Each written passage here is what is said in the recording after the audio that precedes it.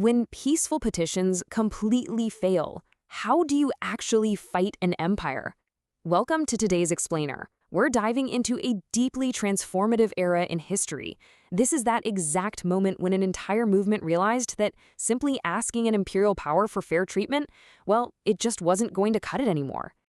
We're looking at India's national movement from 1905 to 1916, specifically the catalyst that sparked it all and the massive reaction that followed. This is the story of how a struggle for freedom evolved from writing polite letters into uncompromising, boots-on-the-ground mass action. It's essentially a masterclass in what happens when an oppressive government pushes its people just a little too far. Here's how this historical drama is going to unfold.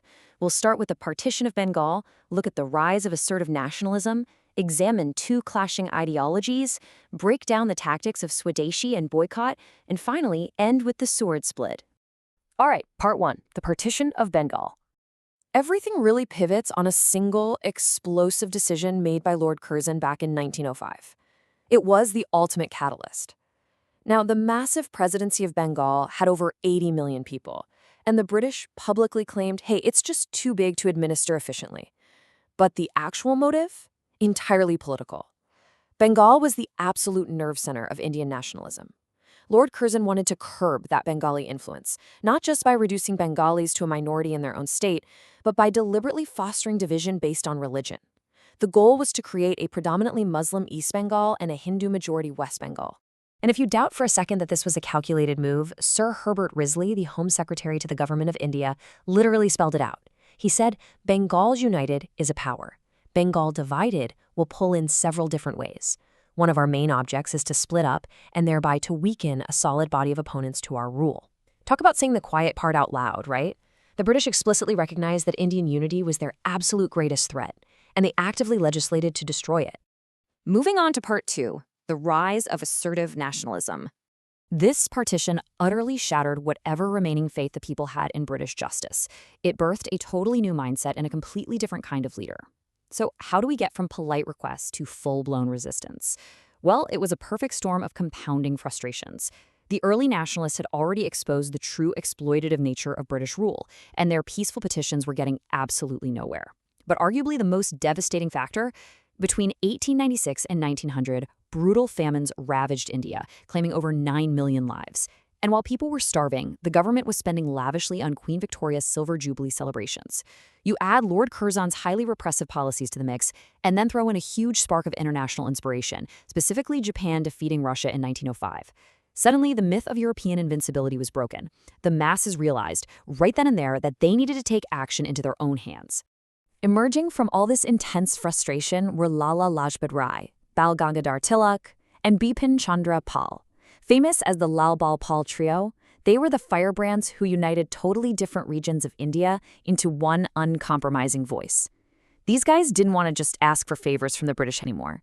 They demanded Swaraj, complete self-rule, and they were absolutely willing to advocate for active, direct resistance to get it. Which brings us to part three. Two clashing ideologies. This massive shift in perspective set the stage for a really intense internal battle within the Indian National Congress. I mean, we are talking about a night and day difference here. The early nationalists, they were striving for autonomy while staying within the British Empire, and they relied on constitutional petitions and prayers. But the assertive nationalists aimed at nothing short of Swaraj, completely independent self-rule, and they championed direct action, resistance, and outright defiance. Plus, their bases of support were totally different.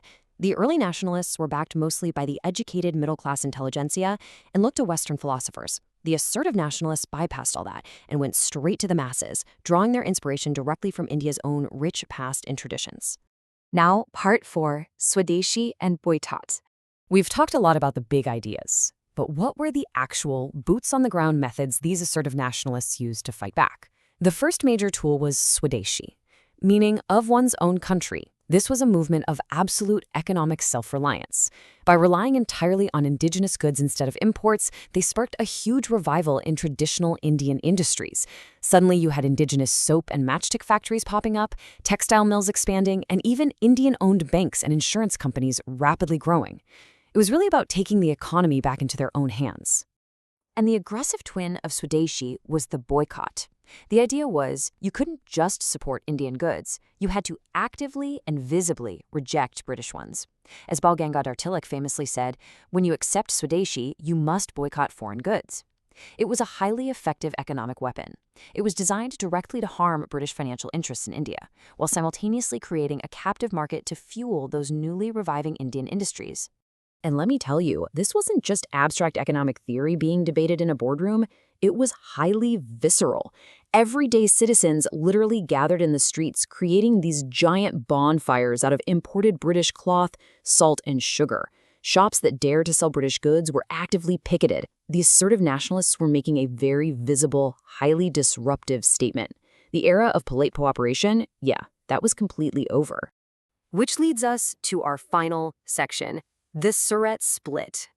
This is the inevitable climax, the point where escalating tactics and clashing ideologies finally tear the national movement in two.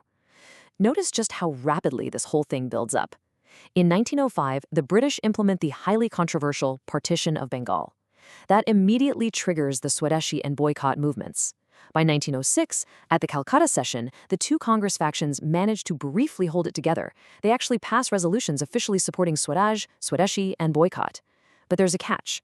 The Early Nationalists only wanted these radical tactics applied in Bengal, while the Assertive Nationalists wanted to take them nationwide. So by 1907, the pressure is just too much, resulting in a total political rupture. At the Congress session at Surat in December 1907, it was absolute chaos. The two sides violently clashed over who should even be president of the session.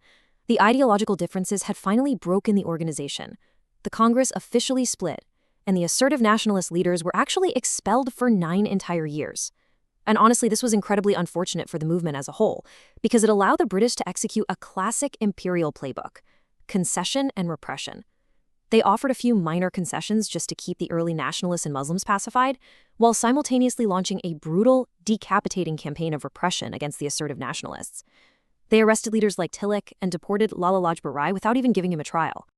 All of this leaves us with a really profound historical question to consider. Did the Surat split of 1907 critically weaken the national movement by dividing its forces against a massive empire? Or by purging the moderates and cementing mass resistance as the ultimate goal, was it actually the painful but absolutely necessary birth of true independence? Think about it for a second. When you're trying to overthrow an empire, what's actually more important? Unity at any cost or an unwavering ideology? Thank you so much for joining us today. I really hope this explainer has brought this pivotal era of history into clearer focus for you.